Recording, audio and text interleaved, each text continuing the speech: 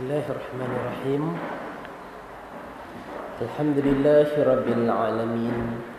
Wassalatu wassalamu ala asyrafil anbiya'i wal mursalin wa ala alihi wa sahbihi ajma'in. Subhanaka la ilma lana illa ma 'allamtana innaka antal alimul hakim. Rabbi shrah li sadri wa yassir li amri wahlul 'uqdatan min lisani yafqahu qawli. Tuan-tuan puan-puan, kita bersyukur kepada Allah, alhamdulillah, pada pagi ini dapat kita meneruskan lagi kelas pengajian mingguan kita. Jadi pada pagi ini insya-Allah, tajuk yang ingin saya kongsi bersama tuan-tuan puan-puan, adalah anjuran ataupun kita kata kepentingan berlindung dengan Allah daripada syaitan. Jadi pagi ni tuan-tuan puan-puan datang ke Persatuan Al-Islah ini pada pagi Jumaat ini, sama-sama kita akan melihat beberapa ayat-ayat Al-Quran, kepentingan untuk kita berlindung dengan Allah dari gangguan syaitan. Jadi pertamanya kalau kita perhatikan dalam surah An-Nahl ayat 98. Dalam surah An-Nahl ayat 98 Allah berfirman, A'udzu billahi minasyaitonir rajim. Fa idza qara'tal Qur'an fasta'idz billahi minasyaitonir rajim. Dalam surah An-Nahl ayat 98 Allah menyebut, apabila kamu membaca Al-Quran, fa idza qara'tal Quran, apabila kamu membaca Al-Quran, fasta'idz billahi minasyaitonir rajim, maka hendaklah kamu memohon perlindungan Allah daripada syaitan yang direjam. Apa yang dapat kita ambil manfaat daripada ayat ini? Pertamanya Allah menyebut, bila kita nak baca Al-Quran, makna sebelum kita nak membaca Al-Quran, kita kena minta perlindungan Allah daripada syaitan yang direjam. Yang ini kita kata adalah perintah asas sebelum kita membaca Al-Quran. Di sini juga kalau kita perhatikan, umat Islam di Malaysia khususnya, kita selalu bila kita nak baca Quran, kita baca bismillah dulu. A'udzubillah kita tak baca. Yang ni kita kata pengamalan yang terbalik. Terbalik ke, tak kena ke, tak menepati perintah. Sebenarnya bila kita nak baca Quran, Allah tak perintahkan kita untuk baca bismillah. Bila kita nak baca Al-Quran, Allah perintahkan kita berlindung dengan Allah. Yang ni sebagaimana yang kita dapati perintah dalam surah An-Nahl ayat 98. Fa idza qara'tal Qur'an, apabila kamu membaca Al-Quran, fasta'idz billahi minasyaitonir rajim, hendaklah kamu berlindung dengan Allah, pohon perlindungan Allah daripada syaitan yang direjam. Makna dalam ayat ni, bila saja kita nak baca ayat Al-Quran, kena beristi'azah. Isti'azah ni yang kita kata pohon perlindungan Allah ni. Dan ayat ini umum, mencakup di luar solat ataupun dalam solat. Maksudnya bila kita nak baca ayat Quran tu, dalam solat kita baca ayat Quran juga. Fatihah, Al-Ikhlas, ayat kursi contohnya. Di luar solat pun kita juga duk baca Quran. Contoh, kita sebelum nak lena baca ayat kursi, sebelum nak lena baca 3 Qul. Maka awal sekali sebelum kita nak baca ayat Al-Quran itu, kita isti'azah dulu. Baca a'udzubillah dulu. A'udzubillahi minasyaitonir rajim. Aku berlindung dengan Allah daripada syaitan yang direjam.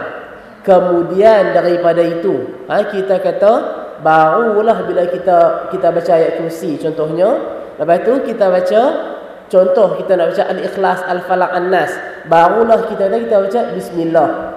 Sebab bismillah itu, jika kita baca dari sudut penjelasan para ulama, dia bismillah ini satu daripada ayat-ayat Al-Quran juga.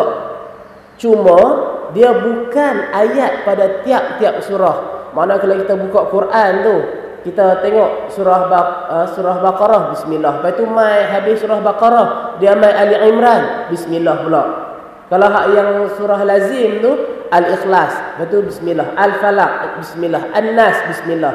Bismillah di situ adalah sebagai kita kata perenggan surah untuk kita kata nak menentukan yang ni kawasan lain dah, ni surah lain dah, ni surah lain dah.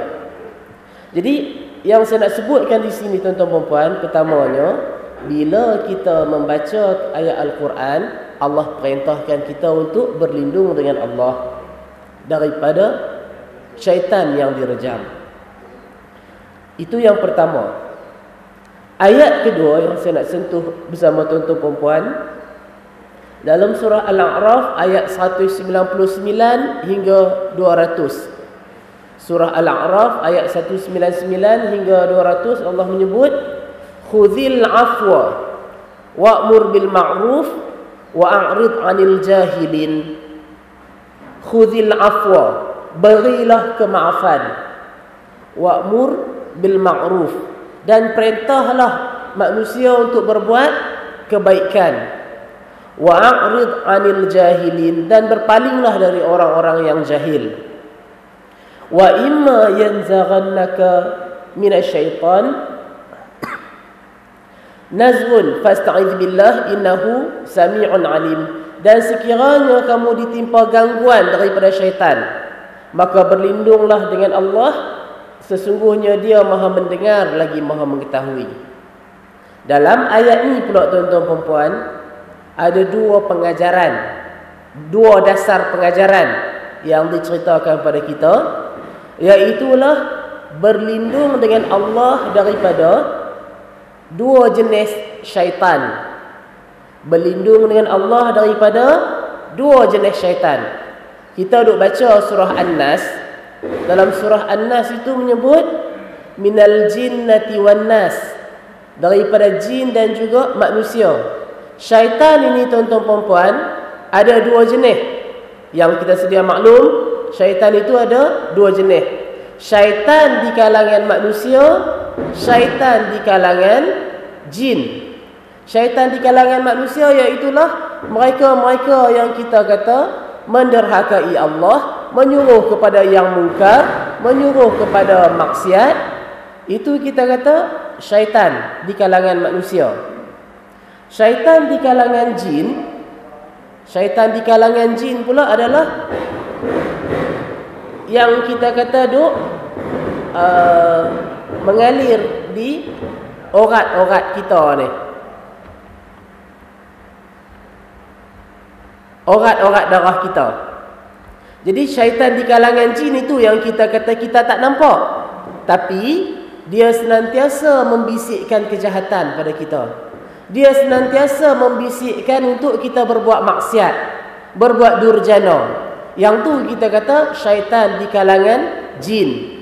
Yang kita kata anak-anak muda contohnya duk tengok cerita hantu, tahu dah cerita hantu tu tak betul. Orang yang duk solek-solek bagi muka ganas sikit, bagi muka takut sikit, tahu dah semua tu orang belaka.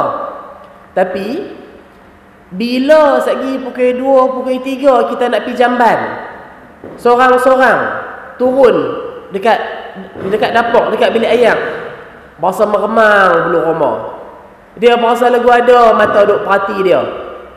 Yang ni yang mana sedang tak sedang, yang ni peranan syaitan di kalangan jin tu, menakut-nakutkan kita dengan hantu syaitan. Dan ini kita kata ketakutan yang sebegini, ketakutan yang tidak sepatutnya ada dalam diri seorang mukmin. Kerana takut pada hantu, takut pada syaitan, itu menafikan tauhid kita kepada Allah. Tak boleh takut kepada hantu, tak boleh takut kepada syaitan. Hantu tu yang disebut jembalang ke, hantu kongkong ke, hantu ayak ke, apa semua tu semua kita kata di kalangan jin lah. Syaitan di kalangan jin. Orang Melayu yang macam-macam nama-nama hantu tu. Cuma di sini yang saya nak sebutkan pada tuan-tuan puan, dah kita sebut tadi syaitan itu ada dua jenis. syaitan di kalangan manusia dan syaitan di kalangan jin. Maka dalam ayat ini dua petunjuk yang Allah sebutkan. Pertamanya,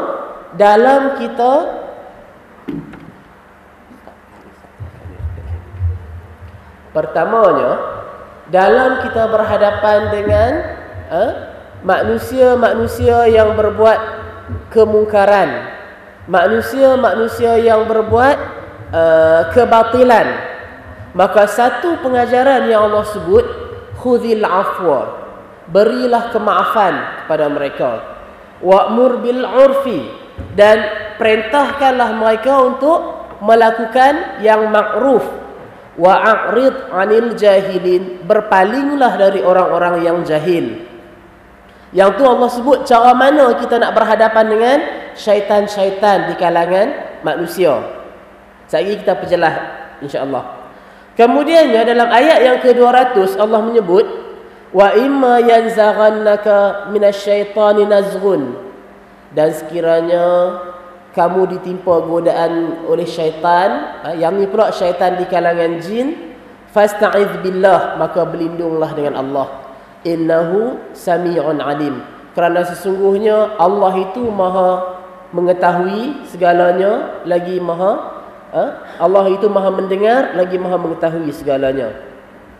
Jadi dalam ayat ni, kalau kita perhati tengok, ayat ini turun anjuran kepada Rasulullah, bimbingan Allah kepada Rasulnya supaya memaafkan kejahatan orang-orang musyrikin Mekah. 10 tahun Rasulullah duduk di Mekah, 10 tahun Rasulullah berdakwah kepada orang kafir Quraisy, dakwah kepada mengesahkan Allah, dakwah tanpa paksaan, dakwah tanpa kita kata kekerasan. Cumalah mengajak dengan dari sudut akhlak yang mulia, mengajak dengan lisan, tinggallah penyembahan berhala, tinggallah segala khurafat-khurafat, sembahlah Allah yang esa, kamu diberi syurga. Kalau kita menyembah berhala, neraka ancamannya. Rasulullah berdakwah dengan akhlak, Rasulullah berdakwah dengan kita kata lisan saja, tanpa ada kekerasan, tanpa ada kezaliman, tanpa ada kita kata paksaan. Tapi apa yang dilakukan oleh orang kafir Quraisy? Bagaimana balasan orang kafir Quraisy? Kita kata, bila kita ajak, bila kita tegur, bila kita nasihat, nak terima, terimalah, tak mau terima sudah. Sebab tidak ada paksaan dalam agama, tidak ada paksaan untuk memeluk Islam. Tapi bagaimana kita kata respon daripada golongan kafir Quraisy ini? Mereka mengatakan Rasulullah gila, mereka mengatakan Rasulullah penyair, mereka melakukan berbagai-bagai tuhmahan dan fitnah kepada Rasulullah. Hatta tuan-tuan puan-puan, yang kalau kita nak perhati tengok jahat tak jahat orang kafir Quraisy ini, Rasulullah duduk salat, dia baling najis binatang kepada Rasulullah. Nabi duduk salat, dia baling najis binatang kepada Rasulullah. Dia baling, dia buh najis binatang dalam periuk Nabi sallallahu alaihi wasallam. Kita kata apa? Cuba kita bayang tengok. Cuba kita bayang keadaan kita ni. Bila kita berdakwah pada orang, kita mengajak manusia kepada mengikut Allah dan Rasul. Kita mengajak manusia kepada melakukan yang makruf, mencegah daripada yang mungkar. Tuan-tuan perempuan sedia maklum, tuan-tuan perempuan belajar, lalu dengan sedikit apa yang kita pelajari, kita cuba berkongsi dengan manusia yang lainnya. Contoh kita kata apa? Dunia zaman sekarang ni kita kata memang moden. Dunia zaman sekarang kita kata memang canggih. Banyak orang yang kita kata cerdik pandai belaka. Tapi bila mai dalam bab agama, bila mai dalam bab mengesahkan Allah, banyak yang menyimpang daripada kebenaran. Satu contoh, kalau kita perhati tengok, bila orang mai minta anak kita, bila orang mai nak merisik anak kita, maka kita congok dulu. Kita congok nama dia, nama hak si lelaki tu dengan nama anak perempuan kita. Rasi ke tak rasi? Elok ke tak elok? Bilang-bilang, oh nama dia dengan nama anak kita ni tak kena ni. Dia tak masuk gu. Kena tolak lah ni, pinangan hak ni. Walaupun yang lelaki tu kita kata bagus, solat tak tinggal, orang yang mengajak kepada kebaikan, tapi pasal bilang tang nama tu je, congok-congok tak kena, minta maaf lah ni, kami kena tolak lah ni pasal tak rasi dia tu. Sama juga kita kata tuan-tuan perempuan, masih lagi kita kata contoh dalam bab adat masyarakat Melayu kita ni.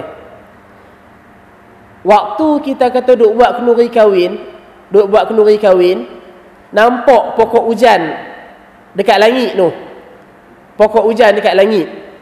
Kita tak mau hujan bila kenduri sekali basah. Payah nak masak nasi, lauk kena tempiah hujan semua. Tak sedap nak makan nasi.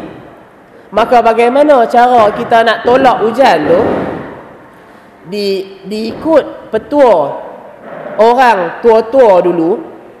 Ambil baju pengantin tahu atas bumbung. Ambil baju pengantin tahu atas bumbung untuk apa? Supaya hujan tak turun dekat rumah tu. Yang ni tuan-tuan perempuan, siapa yang duk buat kerja yang lagu ni?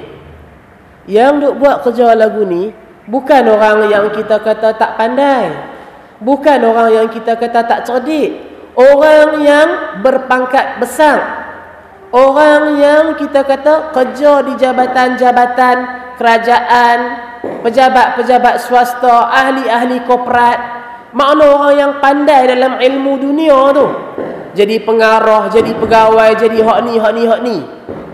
Tapi bila mai pada yang agama ni, bila mai kita kata dalam bab kepercayaan ini, dia dah jadi tak betul dah.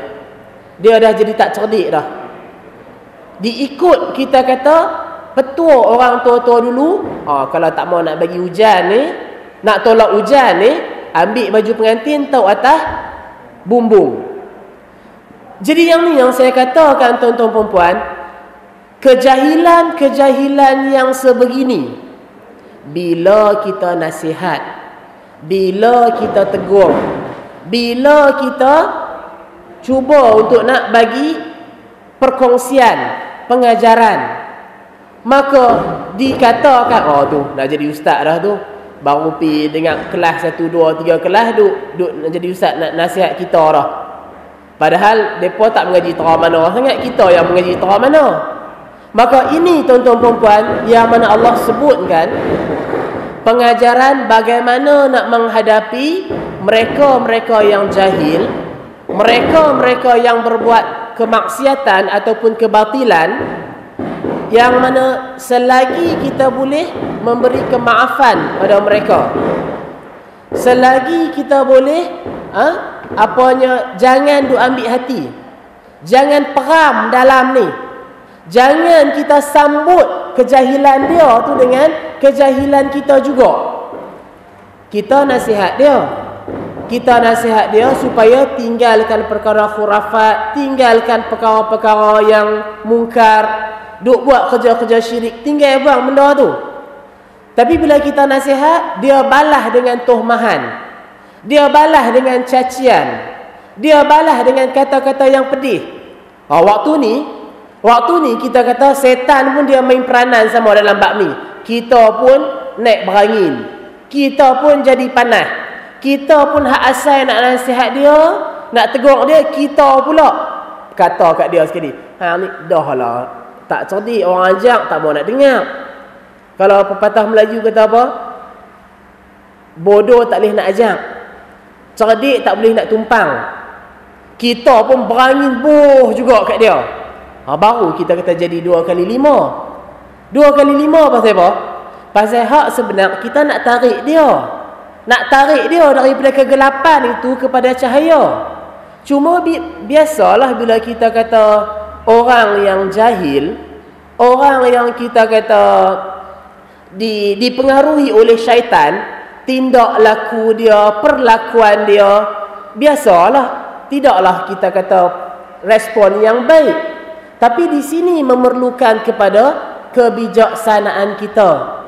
Di sini memerlukan kepada lemah lembutnya dari sudut perlakuan kita. Jangan macam pepatah Melayu kata apa? Api lawan api. Tapi api itu dilawan dengan ayam. Kita bagi kemaafan atas kejahilan dia. Yang dia kata kat kita tu biar pi lah, tak usah duk simpan dalam hati. Yang dia duk kata kat kita biar pi lah, tak usah duk peram. Tak usah duk peram jadi dendam dan sebagainya. Bagi kemaafan. Kerana apa? Memberi kemaafan itu adalah satu akhlak yang mulia. Dia melahirkan kasih sayang dalam diri kita ini. Dia buang kita kata perasaan dendam ataupun benci, kesumat dalam diri ini.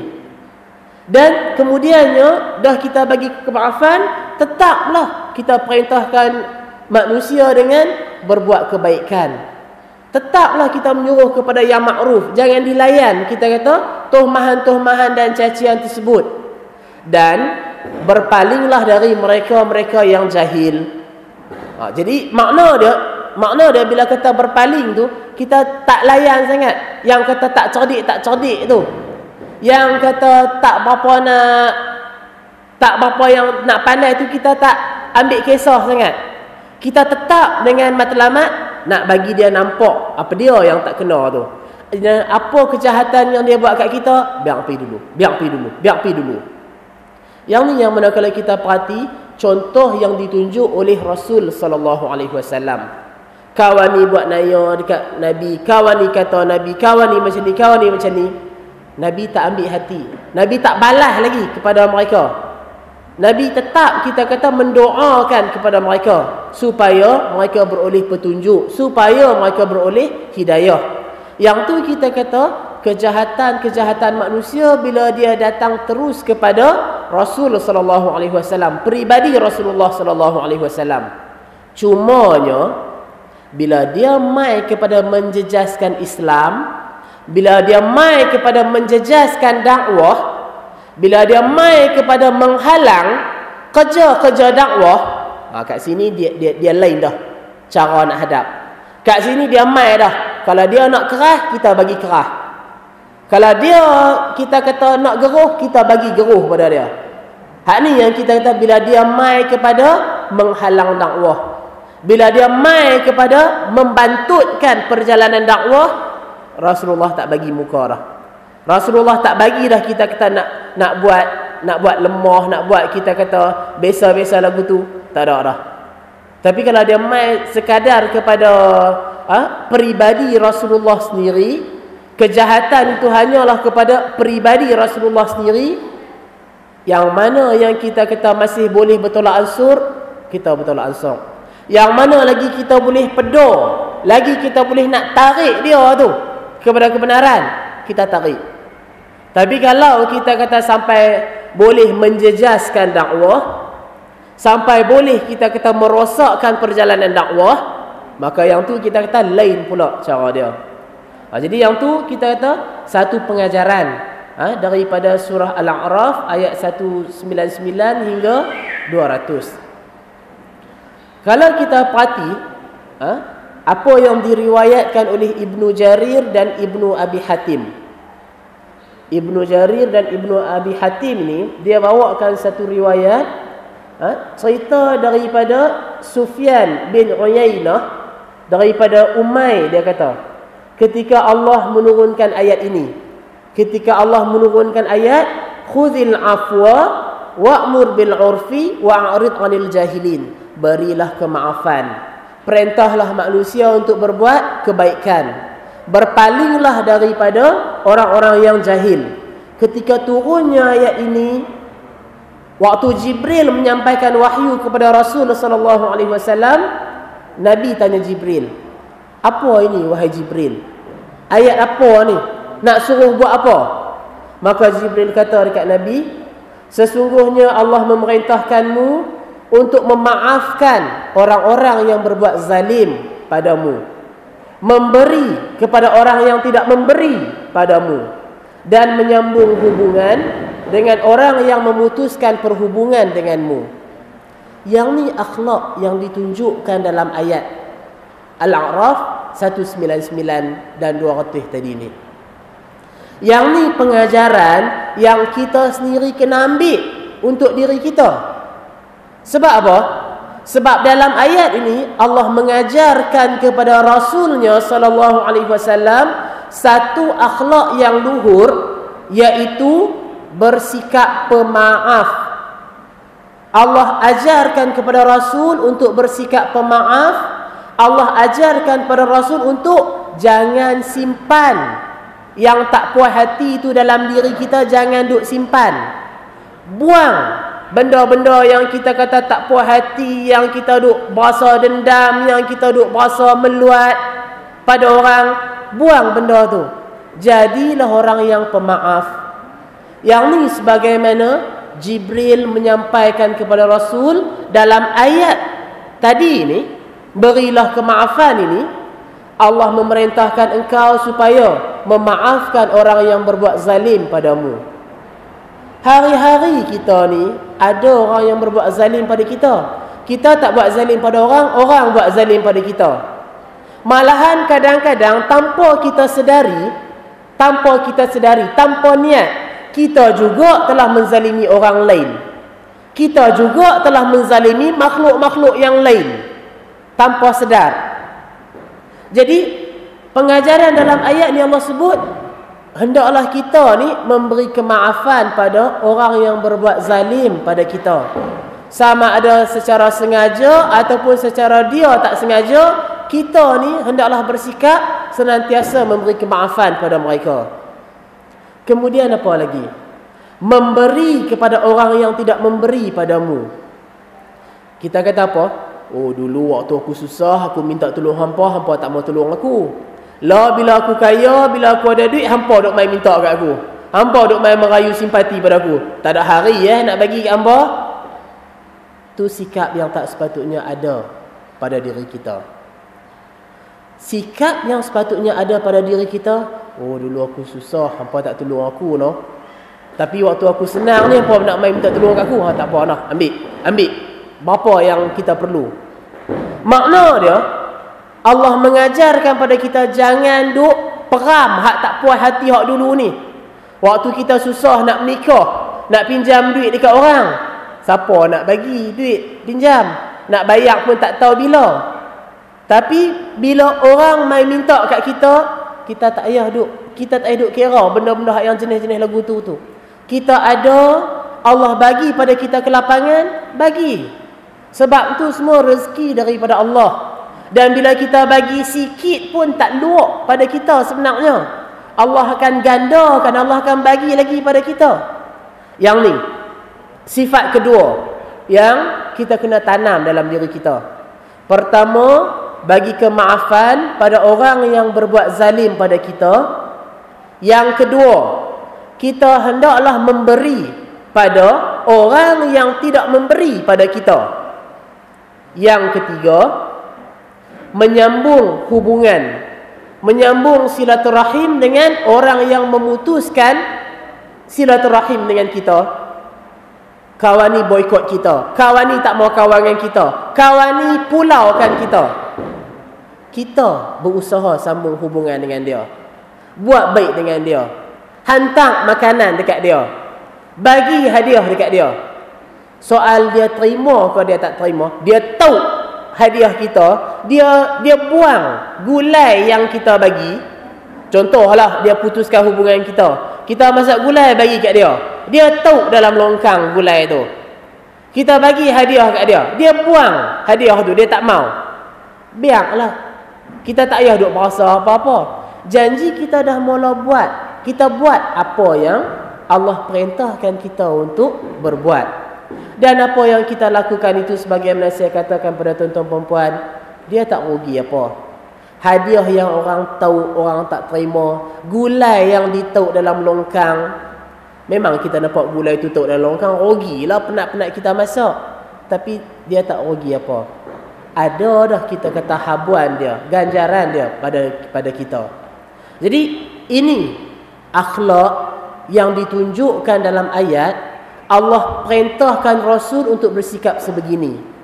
Dan di sini juga bila kita kata kita memperjuangkan sunnah Rasul, kita nak bawa sunnah Rasul, kita sering mengikuti, kita mendokong sunnah Rasul, ini juga sikap yang sepatutnya ada pada diri kita.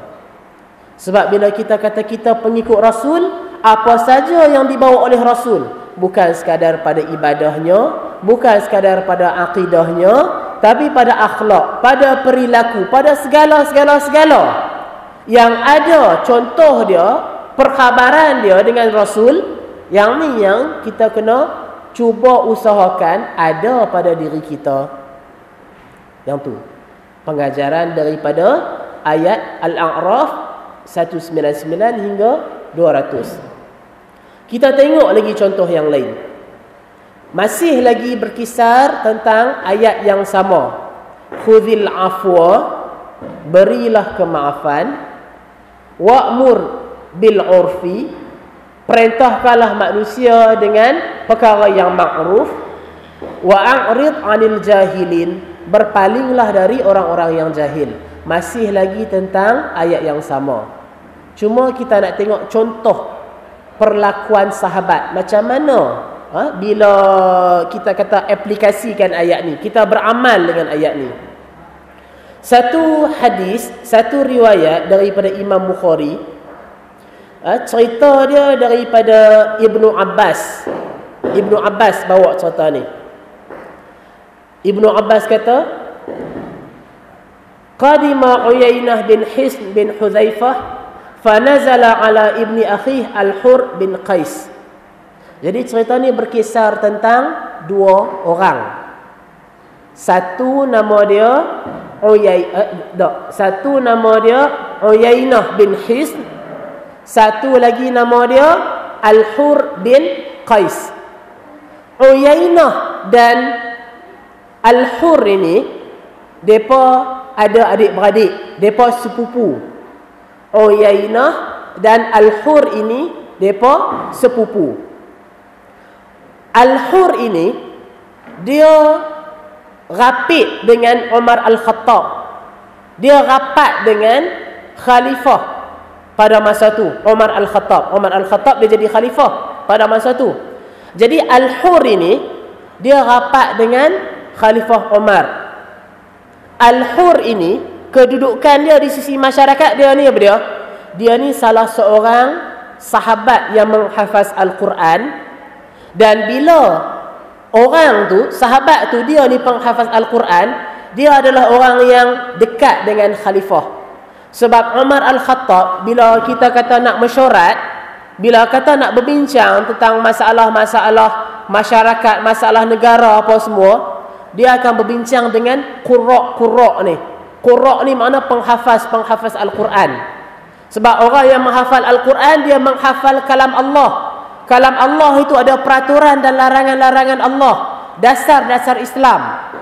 Maka Al-Hur ini, dia adalah kita kata seorang yang dekat dengan Khalifah Umar Al-Khattab. Dan dia ini kita kata orang yang masuk dalam komuniti ahli mesyuarat. Ahli mesyuarat.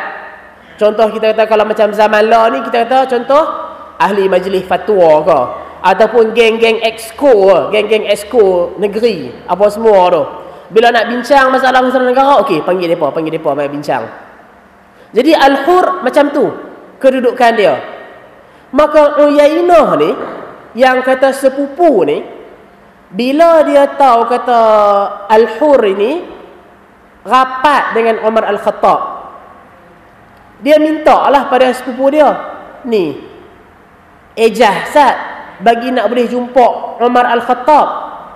Pasal Al-Hur ni rapat dengan Umar, Uyainah minta suruh ijazat, minta tolong, kita kata ejah satu waktu dia nak jumpa dengan Umar Al-Khattab. Uyainah ni nak jumpa dengan Umar Al-Khattab. Maka kita kata dah Al-Hur ni yang sepupu dia ni rapat dengan pemimpin. Biasalah bolehlah nak ejah-ejah ni. Sepupu saya nak jumpa ni. Macam zaman law pun kita kata, kalau kita nak jumpa menteri besar, kalau kita nak jumpa setiausaha negeri ke, kita jumpa dengan orang kanan dia lah. Kita jumpa dengan, kita kata pegawai-pegawai dia lah, PR dia. Ni nak buat appointment dengan ni. Nak jumpa kawan ni. Jadi senanglah mana nak berurusan. Maka bila Al-Hur ni dia dah ejah dah, dia dah sedia dah satu masa untuk Uyainah nak jumpa dengan Umar Al-Khattab. Pasal apa yang kita kata Uyainah ni dia nak jumpa dengan Umar Al-Khattab? Satu tu dia nak jumpa sebab yang ni kita kata pemimpin. Yang kedua ni bila kata nak berjumpa, apa dia yang Uyainah ni habang dekat Umar Al-Khattab? Apa dia yang kita kata bila dah berjumpa dengan pemimpin, dah berjumpa dengan gubernur, dengan khalifah, apa dia kita kata yang mereka sembang? Maka Uyainah ni bila dia berjumpa dengan Umar, dia kata, wahai Ibnu Khattab, demi Allah, engkau tidak memberi harta yang banyak pada kami, dan engkau pula tidak memutuskan perkara di antara kami dengan adil. Tu dia, hak tu yang dia cakap dengan khalifah. Duk ejah boleh berjumpa dengan khalifah tu. Dia kata apa dekat Umar Al-Khattab? Dia kata, wahai Ibnu Khattab, demi Allah, engkau tidak memberi harta yang banyak pada kami. Umar tak bagi pun harta yang banyak kat kami, dan engkau tidak memutuskan perkara-perkara itu dengan adil. Makna dia kata Umar tidak berlaku adil, tidak melakukan keputusan dengan adil, dan tidak juga bagi harta yang banyak dekat depa. Maka Umar Al-Khattab ni bila dia dengar perkataan yang macam tu, dia marah. Dia marah sehingga dia berniat nak hukum Uyainah tu atas perkataan dia tadi.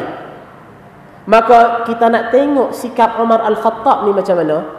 Bila Al-Hur tu dia ada di tempat kejadian, dia ada lah pada masa tu, dia yang tolong ejah nak jumpa dengan Umar ni.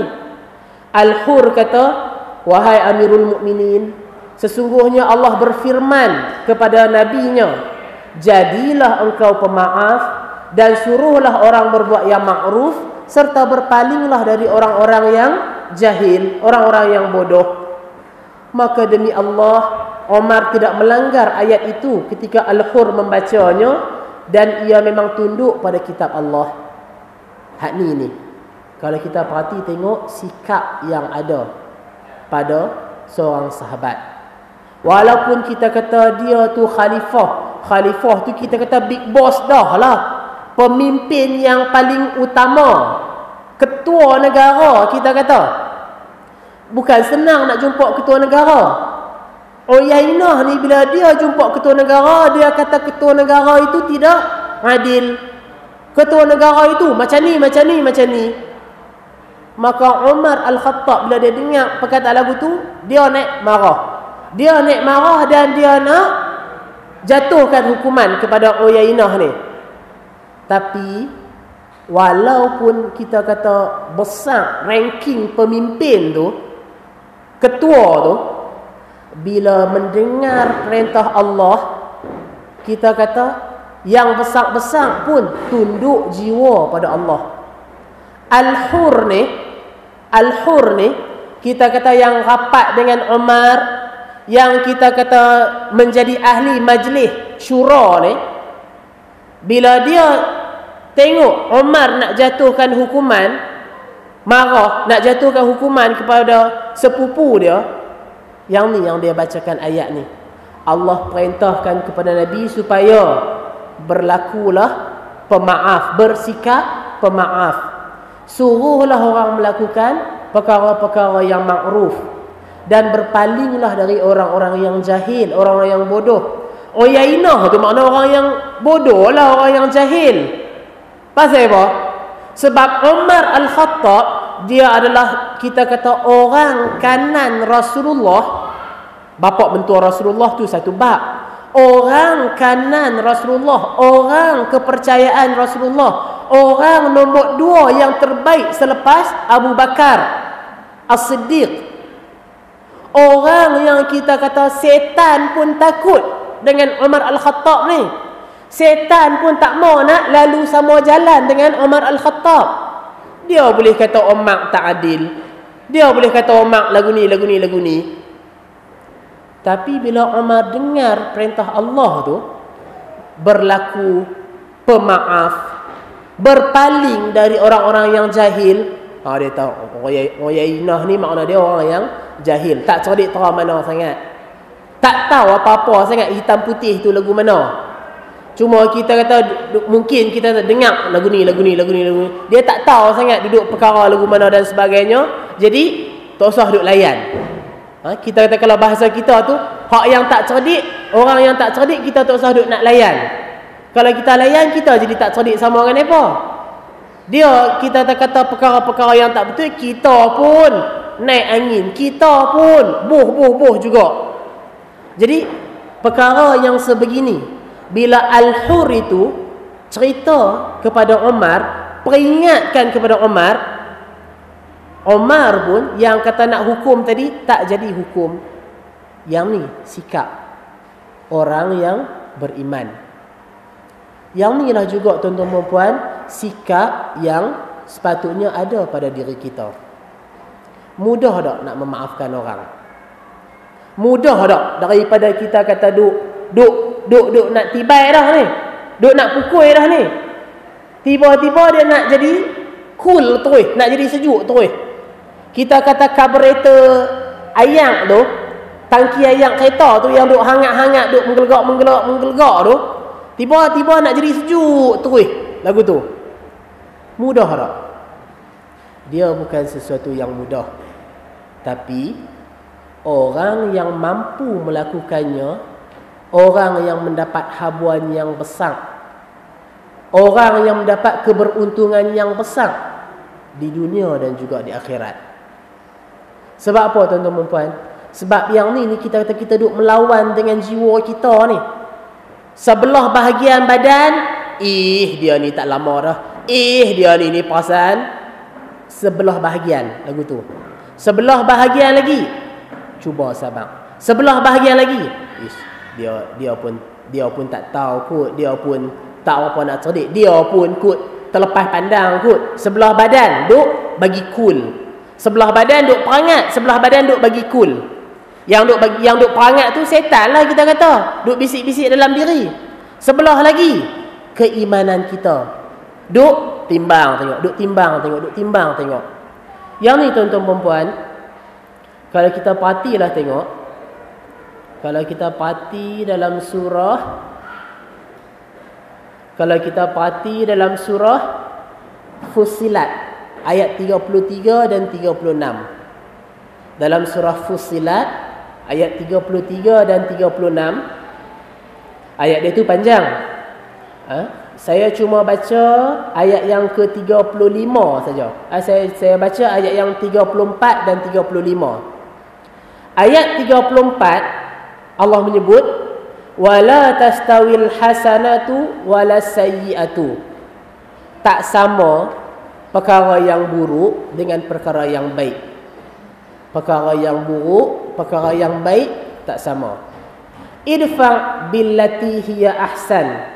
Tolaklah kejahatan itu dengan cara yang baik.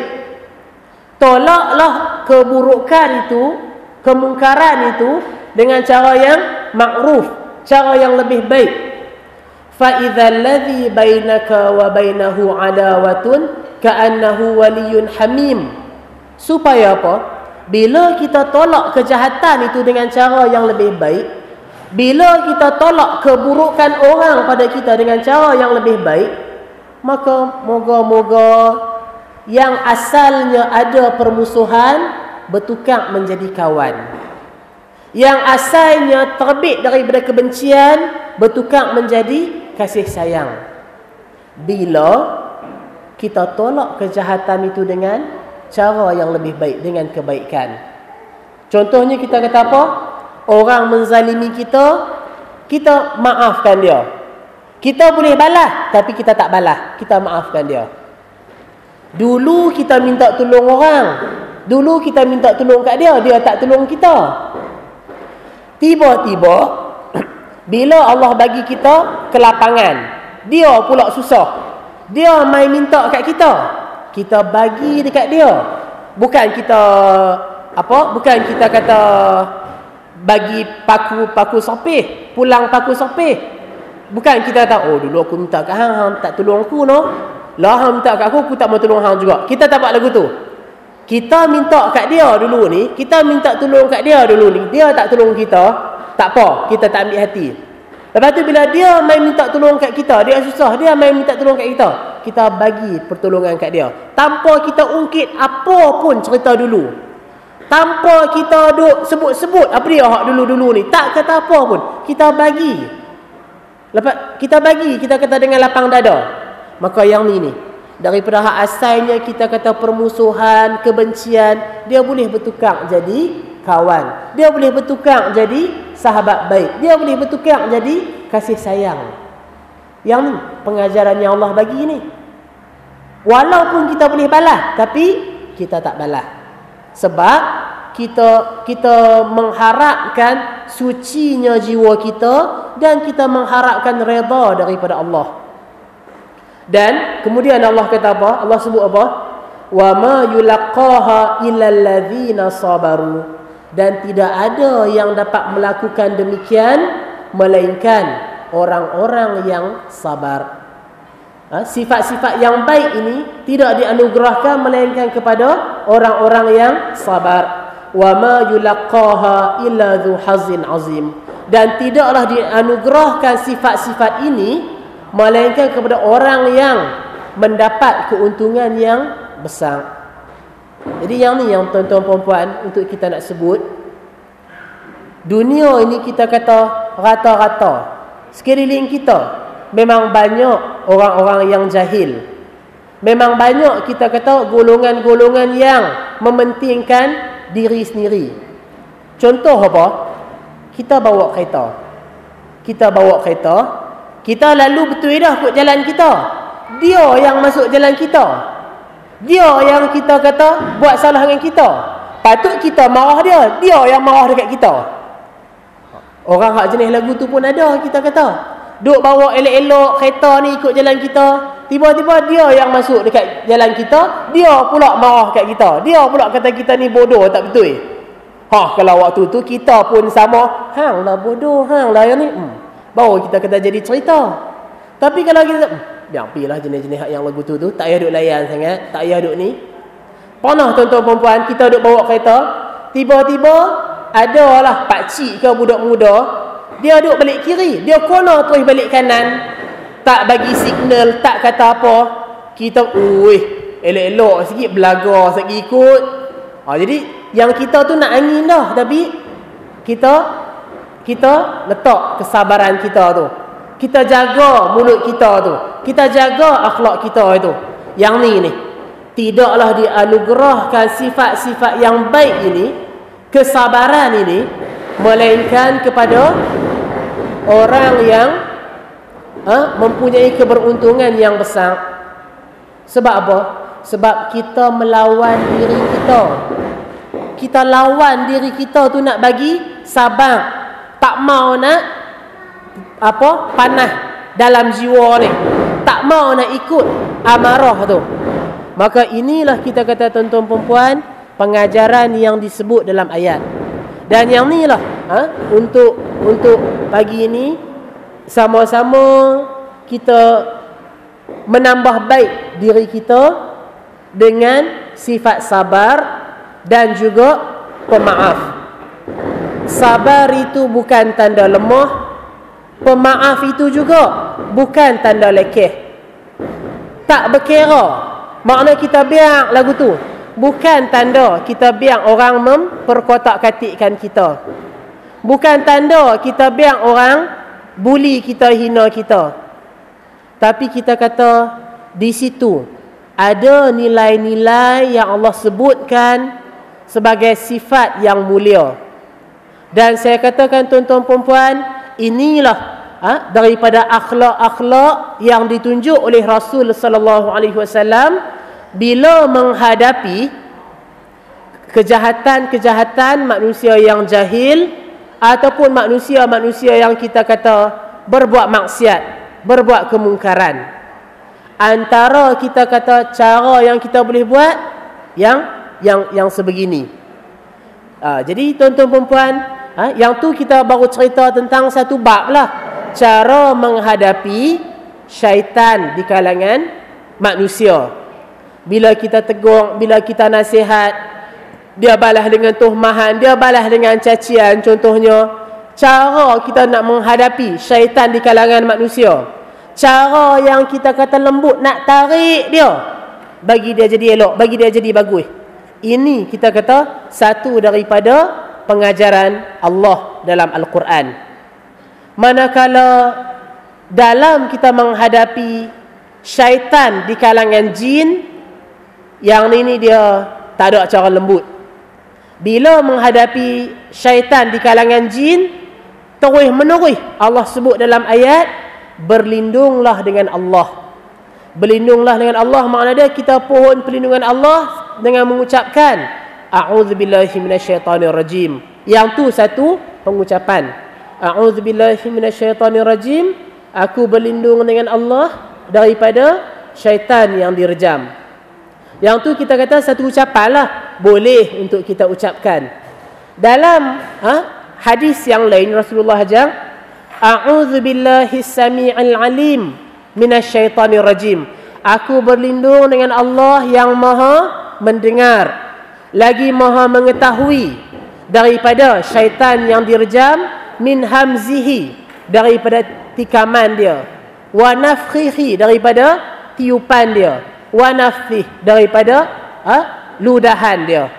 Jadi kita minta perlindungan Allah daripada perkara-perkara yang demikian. Bila kita kata tikaman syaitan, apa maksud tikaman syaitan? Fitnah syaitan, apa maksud fitnah syaitan? Iaitulah sengketa di antara manusia. Kita gaduh sama-sama manusia, kita gaduh sama-sama adik-beradik, bab harta, bab hak nu, bab hak ni, kita gaduh sama-sama manusia. Itu adalah fitnah daripada syaitan. Kemudiannya hembusan syaitan. Hembusan syaitan, tiupan syaitan adalah sifat takabur. Sifat takabur tu adalah tiupan syaitan. Kita berasa besar diri, kita berasa kemas, kita tak terima nasihat orang, tunjuk ajar orang, kita berasa kita pandai dah. Yang tu adalah tiupan syaitan, sifat takabur. Hembusan syaitan adalah syair-syair. Syair-syair yang kita kata apa? Memuja-muja. Syair-syair yang kita kata menyalahi apanya nas-nas syarak.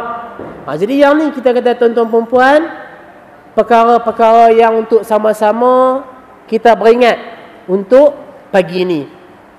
Dan saya mengharapkan bila satu-satu tajuk itu saya ulang kepada tuan-tuan perempuan 3 kali, 4 kali sebut, 5 kali sebut.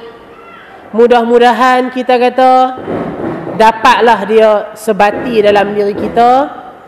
Tuan-tuan perempuan naik kereta sekali, naik motor sekali, mudah-mudahan dia tidaklah tercicir di tengah jalan.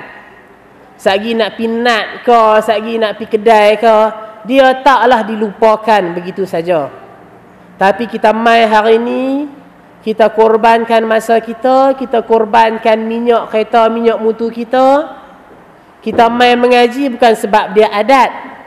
Kita mai mengaji bukan sebab tak ada benda lain nak buat. Tapi kita mai mengaji sebab kita nak dengar apa dia ayat-ayat Al-Quran, pengajaran daripada ayat-ayat Al-Quran, pengajaran daripada hadis-hadis Rasul sallallahu alaihi wasallam. Dan pengajaran itulah yang mana dari hari ke hari kita usaha untuk amalkan. Kita usaha bagi dia jadi darah daging kita. Dan kemudian daripada itu insya-Allah kita akan merasakan diri kita yang baru, diri kita yang lain. Semakin kita beramal dengan Al-Quran dan hadis Rasul, kita akan rasa kelainan dia pada jiwa kita. Sebagaimana Allah sebut, qad aflaha man zakkaha wa qad khaba man dassaha. Beruntunglah mereka-mereka yang menyucikan jiwa dia dengan amal saleh, dengan ketakwaan kepada Allah. Rugilah mereka yang mengotorkan jiwa dia dengan maksiat, dengan kemungkaran, dengan akhlak yang tercela. Jadi mudah-mudahan tuan-tuan perempuan sama-samalah kita boleh manfaat kelas pengajian kita pada pagi ini, dan sehingga kita berjumpa lagi di